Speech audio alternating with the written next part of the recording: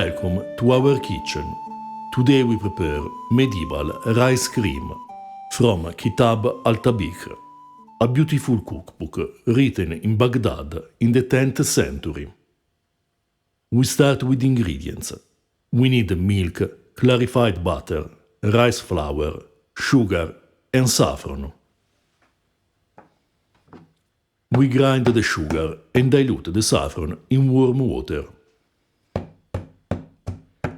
The source we are using today, Kitab al-Tabikh, collects more than 600 recipes, accompanied by poems, anecdotes, dietetic directions, explanations about the properties of the foods, including the various tastes, qualities of spices and aromatic herbs, alcoholic and non-alcoholic beverages, among which wine, mead, raisin wine, date wine, or also beverages obtained from camel, cow, or sheep milk.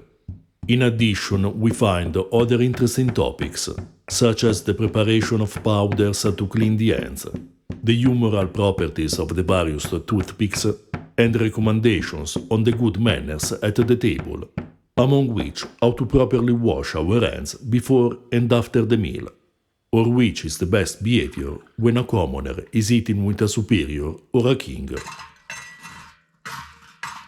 Then we bring the milk to a boil, add the rice flour and cook, stirring often, until the cream thickens and the flour is cooked.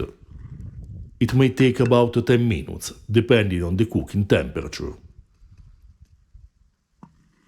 In this book, we find many different preparations that show the amazing refinement of the court of Baghdad in the 10th century, the complexity of culinary skills becoming actual art, in a world deeply devoted to the pleasure and satisfaction of the taste.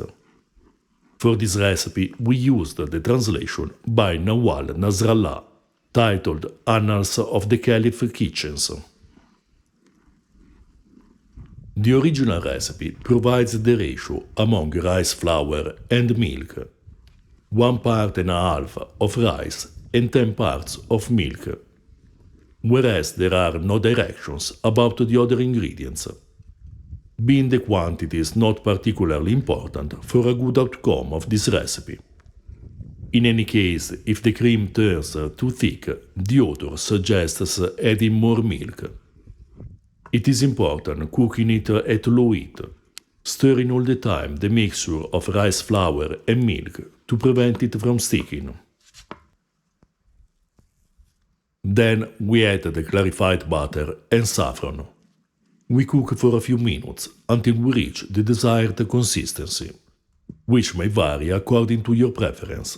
Then we plate, dusting with sugar. As an alternative for clarified butter, the author recommends walnut oil. The kind of sugar recommended for this recipe is white cane sugar.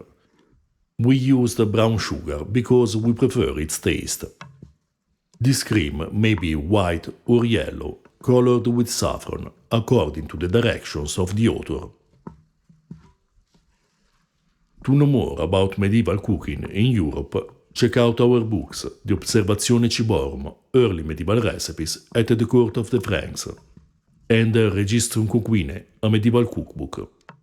Both are available on Amazon in English and Italian. You find further translations of medieval and ancient sources, in addition to articles on historical cooking, on our Patreon page. If you're interested in ancient food, check out our book, Ancient Roman Cooking. To support our work, you can also buy us a beer or purchase our merchandise. You find all the links in the description below. This cream turned out delicate and sweet, very tasty despite its simplicity. The brown cane sugar and saffron give complexity to its flavor, and we recommend this variant to prevent the cream from being a bit bland. It would be interesting to use walnut oil instead of clarified butter, as suggested by the author. Surely a good way to end our medieval meal. and an interesting recipe from a source that we would like to use more for future videos. If you're interested in ancient foods and flavors, subscribe our channel and consider supporting us on Patreon.